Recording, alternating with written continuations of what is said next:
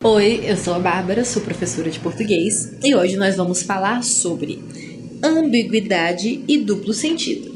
Bom, ambiguidade, gente, e duplo sentido são formas de significação das palavras, né, dentro de uma frase, que elas não são muito bem vistas e elas não são muito quistas numa produção que tem um objetivo de ser mais séria, né? Como um texto argumentativo, por exemplo, né? Ambiguidade, duplo sentido, são instrumentos que a gente pode usar, né? Na literatura, como instrumento, né? De uma licença poética, né? A gente pode trabalhar essas questões na propaganda e no humor, né? Mas no texto poético, no texto dissertativo, texto técnico, né? Não cabe, não fica legal. Então a gente vai aprender como isso ocorre, por que ocorre e como evitar. Vamos entender. A ambiguidade é o nome dado à duplicidade de sentidos, em que alguns termos, expressões e sentenças apresentam mais de um sentido possível. Em outras palavras, ocorre quando, por falta de clareza, há duplicidade de sentido na frase. Então é falta de clareza, né? A gente já interpreta isso como um problema estrutural do texto. Por quê? Para algumas coisas muito simples a gente vai perceber, né? Na hora que a gente vira os exemplos. Coisas que vão atrapalhar o leitor a compreender do que você está falando. Porque às vezes é o problema de uma vírgula, às vezes é o problema de uma palavra, de um pronome, né, que dá interpretação para mais de uma coisa. Então isso atrapalha, né, o sentido do seu texto, né, e o principal objetivo, que é ser compreendido, né? Isso só é interessante quando a gente quer criar de fato, né, ambiguidade, duplo sentido. Na música também, eu falei da propaganda, da literatura, né, do humor, mas na música também é interessante, né? A gente vê que é um artifício utilizado de uma maneira mais livre, de uma maneira poética, tá? Mas o texto, de fato, o texto científico, o texto argumentativo, né, a gente vai evitar isso a todo custo. Vamos entender como. Apesar de ser um recurso aceitável, olha, dentro da linguagem poética ou literária, deve ser evitado em construções textuais de caráter técnico, informativo ou pragmático. Pragmático é aquela coisa prática, né? Ela tem um objetivo. Imagina se numa bula de remédio vem uma ambiguidade. Alguma coisa que você pode entender uma coisa ou outra. É um perigo, né? Porque o texto vai deixar de comunicar o que ele precisa comunicar. Então isso vai atrapalhar a pessoa que precisa do medicamento de entender, talvez, se ela pode tomar, quantas vezes ela precisa tomar, né? Se esse tipo de remédio tem uma contraindicação, se tem um efeito colateral, né? Então a ambiguidade para um texto desse caráter não cai bem, tá? É péssimo, desvaloriza o seu texto. A inadequação ou má colocação de elementos como pronomes, adjuntos adverbiais, expressões e mesmo enunciados inteiros podem acarretar no duplo sentido, comprometendo a clareza do texto, né? Ambiguidade, duplo sentido, né? É quando você consegue entender mais de uma coisa, quando dá margem para mais de uma interpretação. Os tipos comuns de ambiguidade, como vício de linguagem, são... Vamos lá. Uso indevido dos pronomes possessivos. Vocês lembram dos pronomes possessivos? Meu, seu, sua, dele, nossa, vossa, né? Então tá. Como que a gente faz isso com o pronome possessivo? Gente, a gente faz isso o tempo todo, olha. A mãe pediu à filha que arrumasse o seu quarto. Agora você me explica, o quarto é de quem? Aí você vem com aquelas explicações, né? Ah, não, mas provavelmente era o quarto da própria filha. A mãe não ia pedir pra menina arrumar o quarto dela, né? Geralmente a mãe pede pra filha arrumar o quarto da própria filha. Tudo bem, na vida real a gente consegue entender isso, porque a gente pode perguntar, a gente pode pensar dessa maneira. Mas entendam, num texto não tem como. O leitor não vai poder te perguntar, autor, o que você quis dizer com esse seu aqui, seu quarto? É o quarto de quem, afinal? Ou ele não precisa, né? A gente não precisa contar que o nosso leitor tem que fazer todo o trabalho, né, gente? O leitor, ele não precisa descobrir por intuição que o quarto é da menina ou da mãe. Não, o quarto tem que ser determinado na escrita, né? É isso que a gente diz que não pode ter no seu texto. Você não pode ter que deixar esse trabalho com o leitor. O texto tem que estar claro. O texto tem que ser autoexplicativo, vamos dizer assim, né? Lógico, a gente sempre tem essas coisas. Mas e os conhecimentos prévios do leitor, que são importantes? Sim, eles são importantes, mas desde que o seu texto esteja bem escrito e que as coisas estejam no seu devido lugar, aí sim, o que não for compreendido a partir daquele texto fica a encargo do leitor, né? O que não dá para, o que tem que ser abstraído, né? Que tem que abstrair ele do texto, tem que, né? É uma coisa além, beleza. Agora, em relação ao seu texto tem que estar todo ali escrito de uma maneira inteligível, né? Vamos entender então isso. Qual quarto, da mãe ou da filha? Para evitar a ambiguidade, a gente pode dizer: a mãe pediu à filha que arrumasse o próprio quarto. Esse próprio já vai retornar à filha. Então é o quarto dela, tá? Agora, ela pode falar, e se a mãe, se fosse o quarto da mãe, o que a gente poderia fazer aqui? A gente poderia falar: a mãe pediu à filha que arrumasse o seu quarto. Aí eu acho que pode deixar, não sei. Não pode deixar. A mãe pediu à filha que arrumasse o quarto dela. Ou a mãe pediu à filha que lhe arrumasse o quarto. Porque aí a gente bota um pronome que ele está diretamente relacionado não à filha, mas à mãe.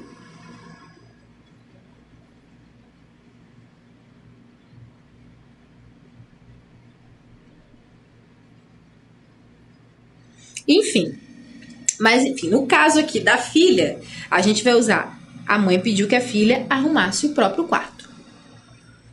Outro exemplo: viu o João andando com o seu carro. O carro em questão pode ser do próprio João ou da pessoa a quem a mensagem foi dirigida. Então, né? O carro em questão pode ser do João, certo? Ou a mensagem que foi dirigida. Cara, eu vi o João dirigindo seu carro. Você emprestou o carro para ele? Né? Tem alguma coisa errada. Então, olha, como é que a gente falaria isso? Viu o João andando com o carro dele, né? Porque é o carro do próprio João. Esse dele aqui vai fazer o trabalho de retornar, de se relacionar com o João.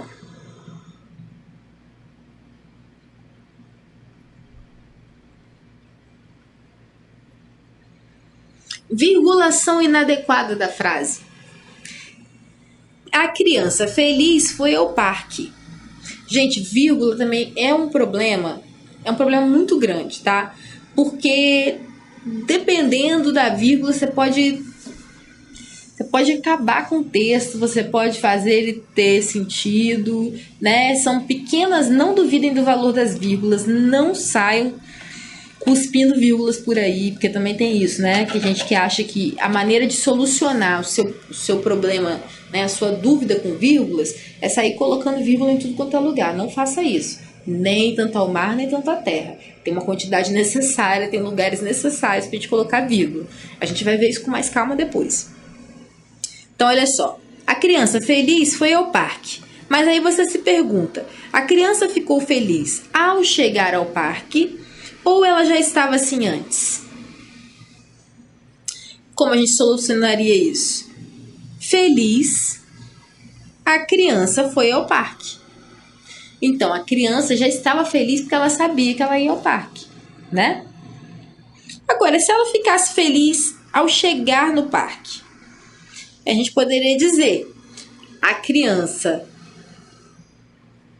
foi ao parque e ficou feliz ao chegar, né? A gente pode acrescentar mais palavras. A gente não precisa fazer, né, exatamente com esse número de palavras aqui. Então, se a criança ficou feliz quando chegou no parque, a gente pode falar: a criança foi ao parque e ficou feliz ao chegar.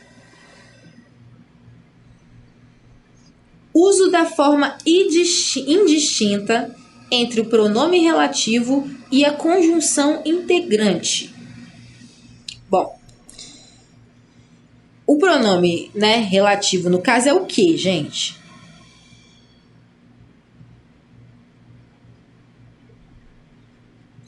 Então, a conjunção integrante vai ser com o.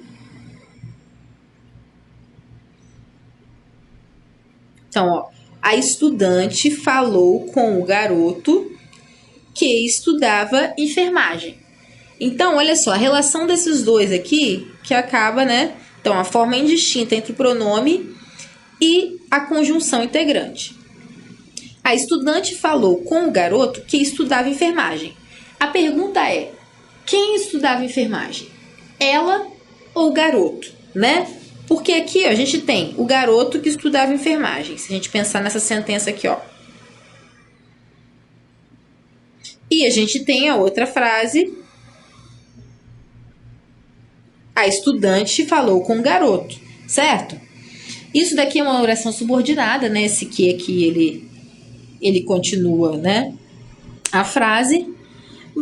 E se a gente ler depressa, a gente vai entender, para mim, parece muito mais que ele estudava enfermagem do que ela, né? Vamos entender. Quem estuda enfermagem? A estudante ou o garoto? A estudante de enfermagem falou com o garoto sobre os estudos dela. Ou a estudante falou com o garoto do curso de enfermagem, né? Então a gente tem dois jeitos de corrigir essa frase, né? Aí a estrutura frasal fica diferente, tá? Não fiquem pensando que a gente vai evitar a redundância, a gente vai evitar o duplo sentido, a ambiguidade, sempre fazendo a troca de apenas uma palavra. Não, às vezes a gente tem que alterar uma estrutura mesmo, né? E, bom, a gente faz o que for necessário para a frase não ficar ambígua. Então, a estudante de enfermagem falou com o garoto sobre os estudos dela. Ou, a estudante falou com o garoto do curso de enfermagem, porque o garoto estuda. Nesse caso, ela faz enfermagem.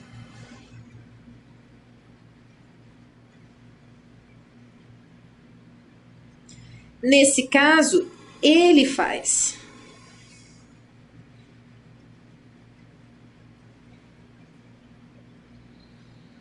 Agora vamos lá. Uso indevido de formas nominais. A moça reconheceu a amiga frequentando a academia. Bom, as formas nominais, né? A amiga, a academia e a moça, né? Bom, vamos entender isso. Aqui a gente não consegue saber se ela reconheceu a amiga enquanto ela estava na academia. Então vamos dizer, né? Ela tá, sabe aquelas academias que é tudo de vidraça?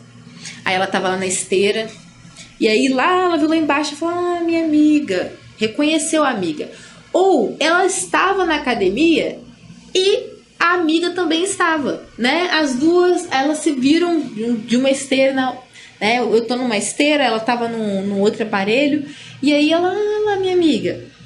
E as duas estavam na academia. Quem estava na academia? A moça ou a amiga? Então, olha, o jeito de mexer nisso seria: a moça reconheceu a amiga que estava frequentando a academia. Ou a moça na academia reconheceu a amiga, né? Então a gente restringe, né, bastante a situação e tira, né, essa dúvida de sobre quem a gente está falando. Então a gente tem aqui: a moça reconheceu a amiga, né, que estava frequentando a academia. Então, quem estava frequentando a academia era a amiga. E a gente tem a moça na academia reconheceu a amiga. Então, a moça estava na academia, né? Ela frequenta a academia e ela viu a amiga não sei onde, tá? Então, gente, olha, essas são as maneiras da gente evitar ambiguidades. Maneiras, assim, simples, né? Lógico que podem haver outros tipos de ambiguidade, né? Mas esses são os mais comuns, né? Esses que são relacionados aos pronomes, que estão relacionados às vírgulas, tá? Então é muito importante a gente evitar esse tipo de confusão no nosso texto, né? Porque realmente fica uma coisa, né? Que não dá para entender. Realmente, a gente que escreve, é porque isso também é complicado, né? A gente que escreve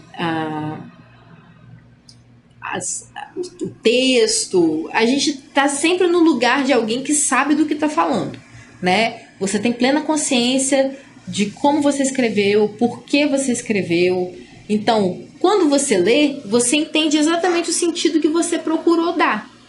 Só que isso é uma coisa muito importante, a gente entender que a intenção do nosso texto é ser lido por outra pessoa. A gente não pode, né? Um texto que ele vai ser avaliado por alguém, né? Ele sempre vai ser lido, né? A não ser que seja um texto do seu diário, um texto particular, ou você está conversando. Mesmo conversando, vamos saindo dessa parte de avaliação de texto técnico. Se você está conversando com um amigo mesmo, manda uma mensagem para ele, uma frase mal escrita pode dar um outro sentido. Só que no caso desse amigo, ele vai poder te perguntar: não, peraí, você tá falando de quê? Você tá falando da mãe ou da filha? O quarto que ela vai arrumar é de quem? Né? Então, isso é possível na linguagem, né? na coisa mais informal. Você corrigir essas confusões, você se explicar. Mas um texto que ele é avaliado por alguém, né? Um texto que ele, depois que você já escreveu, ele não é mais seu, ele precisa evitar esse tipo de acontecimento, ele precisa evitar essas situações. Porque a gente não sabe o que pode, quem vai ler, por que ele pode ser lido, e isso aqui faz a gente perder ponto, tá? Gente, eu tô aqui, eu ainda preciso arrumar um jeito para escrever esse daqui da mãe. Pera aí.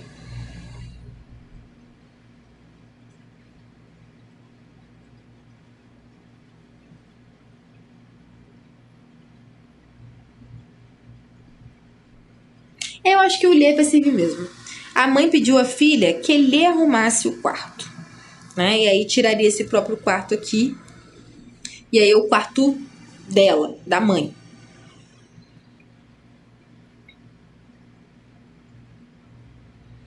Mas bem, a maior parte das confusões, né, das vezes, vai acontecer por causa do pronome possessivo, tá? E isso daqui, ó, acontece, né, andando no seu carro, né? Geralmente esse seu aqui, ó, né? Se for uma coisa, a não sei que fique demarcado o gênero, né, da coisa, né? Fique... Mas no caso, nos casos aí que a gente trouxe de exemplo, em todos eles, são casos que realmente não tem como você saber, tá? Então tenha isso atento, né? Tenha isso na sua cabeça, isso fixo, né? De evitar essas situações, porque isso realmente pode te custar alguns pontos na sua redação, na sua produção de texto, né? Tanto na que você entrega para o professor na sua sala de aula, principalmente na que você vai fazendo vestibular, na que você vai fazendo Enem, né? Então, sempre evitar esse tipo de cilada. Que é isso, uma cilada, tá, gente?